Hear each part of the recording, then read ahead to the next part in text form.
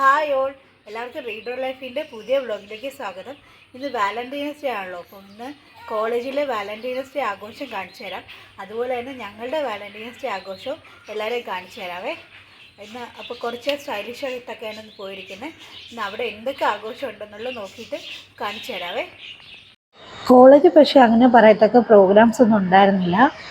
ഇവിടെ ഇന്നൊരു placement orientation പരിപാടി ഉണ്ടായിരുന്നു ഫൈനൽ ഇയർ സ്റ്റുഡൻസിന് വേണ്ടിയിട്ട്. അപ്പോൾ ഞാനത് കവർ ചെയ്യാൻ വേണ്ടി വന്നിരിക്കാം. കുറച്ച് കുട്ടികളൊക്കെ റെഡ് കളറൊക്കെ ഇട്ടിട്ട് വന്നിട്ടുണ്ട്. അല്ലാതെ വലിയ ബഹളങ്ങളൊന്നും ഉണ്ടായിരുന്നില്ല. അപ്പോൾ ഇന്നത്തെ പരിപാടി കഴിഞ്ഞിട്ട് ഞാൻ നേരെ DC ബുക്സിലോട്ട് പോവാണ്. കുറേ ദിവസമായിട്ട് വിചാരിക്കുന്നുണ്ട് DC ബുക്സിൽ വരണമെന്ന്. കാരണം എനിക്ക് ഏറ്റവും ഇഷ്ടമുള്ളൊരു കാര്യമാണ് പുസ്തകം വായിക്കാനുള്ളത്. അപ്പം സമയം കിട്ടിയില്ല, ഇന്നാണ് സമയം കിട്ടിയത്. അപ്പോൾ ഇന്ന് വന്ന ദിവസം വളരെ നന്നായിട്ടുണ്ട്. ഇവിടെ DC ബുക്സിൽ വാലന്റൈൻസ് ഡേ സ്പെഷ്യലായിട്ട് ഒരു വാലന്റൈൻസ് ട്രീ ഒക്കെ ഒരുക്കി വെച്ചിട്ടുണ്ട്, പ്രണയമരം. ഇതിൻ്റെ അകത്ത് നമുക്ക് ഇഷ്ടമുള്ള വേർഡിങ്സ് ഒക്കെ എഴുതി വയ്ക്കാം. ആൾക്കാരൊക്കെ നല്ല മനോഹരമായ വാക്കുകളൊക്കെ ഇതിൽ എഴുതി വെച്ചിട്ടുണ്ട്. നല്ല രസമായിട്ട് എഴുതിയിട്ടുണ്ട്. ഒരുപാട് പേര് നല്ല ക്രിയേറ്റീവായിട്ടൊക്കെ ഉള്ള വരികളൊക്കെ എഴുതിയിട്ടുണ്ട്. അപ്പോൾ ഇതൊക്കെ കണ്ടപ്പോൾ ഞാൻ പണ്ട് പ്രണയലേഖനം എഴുതിയതൊക്കെ ഓർമ്മ വരുന്നുണ്ട്. അത്രയും രസകരമായിട്ടാണ് ഓരോരുത്തരും വരികൾ എഴുതിയിരിക്കുന്നത്. പിന്നെ ഈ DC പോലുള്ള സ്ഥലങ്ങളിലൊക്കെ എനിക്ക് തന്നെത്താനെ വരാനാണ് ഇഷ്ടം. എൻ്റെ ഹസ്ബൻഡിന് അങ്ങനെ വായിക്കുന്നതൊന്നും അത്ര ഇഷ്ടമൊന്നുമില്ല. അപ്പം ഈ ബുക്സ് വാങ്ങിക്കാനും പിന്നെ അതുപോലെ തന്നെ ചിലയിടങ്ങളിൽ കടൽ തീരത്ത് തനിച്ച് പോയിരിക്കുക, അല്ലെങ്കിൽ ഇഷ്ടമുള്ള പാട്ട് കേൾക്കുക, ഇഷ്ടമുള്ള പുസ്തകം വായിക്കുക, അങ്ങനെയൊക്കെയുള്ള കുറച്ച് അവനവൻ്റെ തന്നെ സന്തോഷിപ്പിക്കുന്നതുള്ള കാര്യങ്ങളുണ്ട്. അപ്പോൾ അതൊക്കെ എനിക്ക് തന്നെത്താനെ ചെയ്യാനാണ് ഭയങ്കര ഇഷ്ടം. അപ്പോൾ അതുകൊണ്ടാണ് ഞാനിവിടെ ഒറ്റയ്ക്ക് വന്നത്. അപ്പോൾ ഇവിടെ ആഘോഷം, ഇവിടുന്ന് പുസ്തകമൊക്കെ വാങ്ങിച്ച് കഴിഞ്ഞിട്ട് വീട്ടിൽ പോയിട്ട് നമ്മൾ വാലന്റൈൻസ് ഡേ ആഘോഷിക്കാൻ വേണ്ടിയിട്ട് പോകുന്നുണ്ട്. നല്ല വൃത്തിയായിട്ട് എഴുതിയിട്ടുണ്ട് അല്ലേ ചില വാക്കുകളൊക്കെ. അപ്പോൾ ഞാൻ നോക്കിക്കൊണ്ട് വന്ന പുസ്തകം ഇതാണ്, രാമാനന്ദി. അതിവിടെ ഇരിപ്പുണ്ട്. അപ്പോൾ രാമാനന്ദി വാങ്ങിക്കുന്നുണ്ട്. പിന്നെ അതുപോലെ തന്നെ ഒരു ബുക്കും കൂടെ വാങ്ങിക്കണം. ഇവിടെ ബഷീറിൻ്റെ പ്രേമലേഖനമൊക്കെ ഇരിപ്പുണ്ട്. പിന്നെ MT യുടെ നിൻ്റെ ഓർമ്മയ്ക്ക്, അതൊക്കെ ഉണ്ട്. ഇതെല്ലാം വായിച്ച പുസ്തകങ്ങളാണ്. പിന്നെ ഇവിടെ ഞാനും എഴുതിയിട്ടിട്ടുണ്ട്, എനിക്കിഷ്ടപ്പെട്ടൊരു വാക്ക് എഴുതിയിട്ടുണ്ട്. പിന്നെ ഞാൻ ഇക്കിഗായി എന്ന് പറഞ്ഞ പുസ്തകവും വാങ്ങിച്ചിട്ടുണ്ട്. അപ്പോൾ ഞാൻ തിരിച്ച് വീട്ടിൽ പോവാണ്. വീട്ടിൽ പോയിട്ട് വേണമെങ്കിൽ അവിടെ ആഘോഷിക്കാം. അപ്പം ഒരു അടിപൊളി സ്ഥലത്താണ് ഇതും ആഘോഷിക്കാൻ വേണ്ടി പോകുന്നത്. അവിടെ വെച്ചിട്ട് എന്താ പറയുക, നമ്മളുടെ പ്രണയത്തെക്കുറിച്ചുള്ള ഓർമ്മകളൊക്കെ ഒരുപാടുണ്ട്. അതൊക്കെ എല്ലാം നിങ്ങളുമായിട്ട് പങ്കുവയ്ക്കാം കേട്ടോ. ഞങ്ങളിവിടെ കുമ്പളം അടുത്തുള്ള സ്വർഗം എന്ന് പറയുന്ന ക്യാഫേയിലാണ് വന്നിരിക്കുന്നത്. സ്വർഗത്തിൽ നല്ല കിഡു ആംബിയൻസ് ആണുള്ളത്. അവിടെ കുറേ വെറൈറ്റി ഫുഡുണ്ട്. പക്ഷേ ഇവിടുത്തെ ഒരു പ്രത്യേകത എന്ന് വെച്ച് കഴിഞ്ഞാൽ ഇവിടെ മൈദയുടെ ഐറ്റംസ് ഒന്നുമില്ല. മൈദ ഭയങ്കര കുറവാണ്. ഇതൊരു കായലിൻ്റെ തീരത്താണ് സ്വർഗം ഉള്ളത്. അപ്പം നല്ല ആംബിയൻസ് ആണ് ഇവിടെ. കായലിൻ്റെ കാറ്റൊക്കെ ഇട്ടിട്ട് നല്ല ഓപ്പൺ ഹൗസിൽ ഇരുന്നിട്ട് ഫുഡൊക്കെ കഴിക്കാം. ഞങ്ങളിതേ വന്നപ്പോൾ തന്നെ ഒരു ലൈം ജ്യൂസ് വാങ്ങിച്ചു. സാൻവിക്ക് ഈ വെള്ളം കൂടി കുറച്ച് കൂടുതൽ, അപ്പോൾ സാൻവിക്ക് വന്നപ്പോൾ തന്നെ ലൈം ജ്യൂസ് വേണമെന്ന് പറഞ്ഞു. അപ്പോൾ ലൈം ജ്യൂസ് വാങ്ങിച്ചു. പിന്നെ സാൻവിക്ക് ഇഷ്ടപ്പെട്ടു കേട്ടോ. സാൻവി ഇവിടെ നിന്ന് നല്ല ചിരിച്ച് നല്ല സന്തോഷമായിട്ടിരിക്കാം. ഇപ്പോൾ നമ്മുടെ ഫുഡ് വന്നു. സ്വർഗം ചിക്കനാണിത്, സ്വർഗം സ്പെഷ്യൽ ചിക്കൻ. പിന്നെ ഇടിയപ്പം, അപ്പം, പുട്ട്, പിന്നെ ഒരു ബീഫ് റോസ്റ്റും വാങ്ങിച്ചായിരുന്നു. ഞാൻ സത്യം പറഞ്ഞാൽ ഇവിടെ ഇരുന്നിട്ട് പ്രണയത്തെക്കുറിച്ചൊക്കെ പറയാമെന്ന് വിചാരിച്ചു. പക്ഷേ ഇവിടെ ഭയങ്കര തിരക്കാണ്, ഇവിടെ ഭയങ്കര ശബ്ദമായതുകൊണ്ട് നമ്മൾ ഇവിടെ ഇരുന്നിട്ട് പറയുന്നില്ല. ഇനിയും കടവിൽ പോയിട്ട് അവിടെ പോയിട്ട് സ്വസ്ഥമായിട്ടിരുന്ന് പറയാം. എന്താ സാൻഡി ഊഞ്ഞാലൊക്കെ ആടി ഭയങ്കര എൻജോയ് ചെയ്ത് സന്തോഷിച്ചിരിക്കുകയാണ്. ഞാനും ഈ ഊഞ്ഞാലിൽ കയറിയിരുന്നായിരുന്നു, പക്ഷേ എൻ്റെ ഫോട്ടോ ഷെയർ ചെയ്യുന്നില്ല. അത് സാൻവി തീരെ കുഞ്ഞായിരുന്നപ്പോൾ നമ്മളിവിടെ വന്നിട്ടുണ്ടായിരുന്നു. ഈ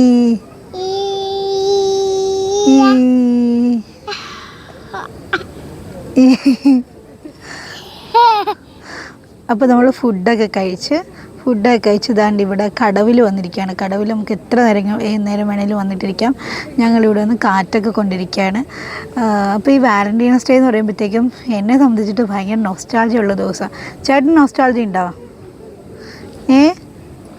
ഇല്ല.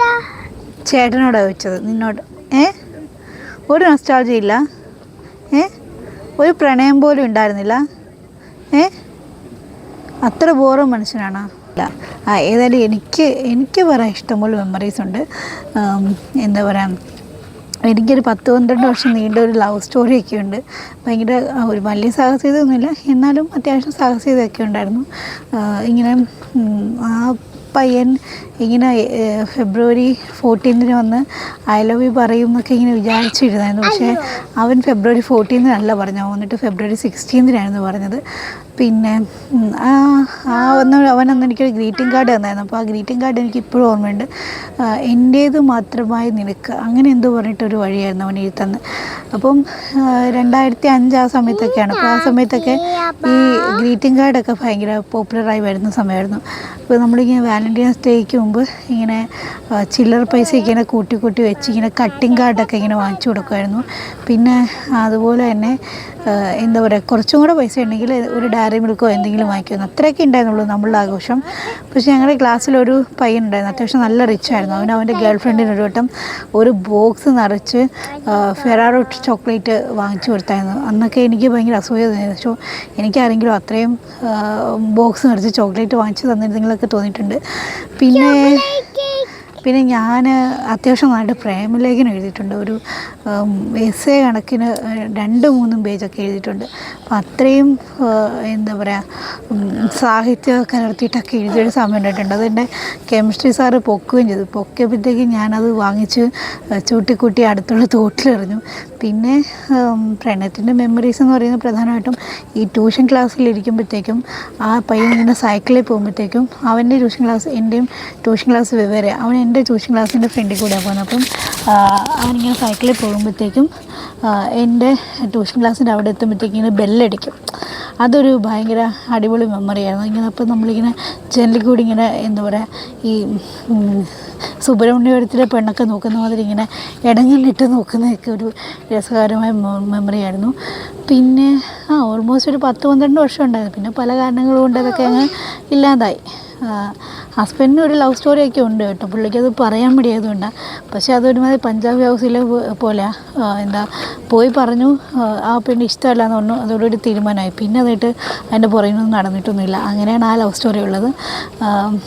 ഹസ്ബൻഡ് ലവറിനെ ഞാൻ കണ്ടിട്ടുണ്ട്. പിന്നെ ആൾ നല്ലൊരു സുന്ദരിയാണ്, നല്ല നിറച്ച് തലമുടിയൊക്കെ ആയിട്ട് നല്ല ഒരു സുന്ദരി കക്ഷിയാണ് ആൾ. അപ്പം ഹസ്ബൻഡിൻ്റെ ഒരു സങ്കല്പം എന്ന് വെച്ച് കഴിഞ്ഞാൽ നിറച്ച് തലമുടിയൊക്കെ ഉള്ളൊരു പെൺകുട്ടിയായിരുന്നു. എനിക്ക് ഒരു കാലത്ത് നല്ല തലമുടി ഉണ്ടായിരുന്നു, പിന്നെ വെട്ടിക്കളഞ്ഞ.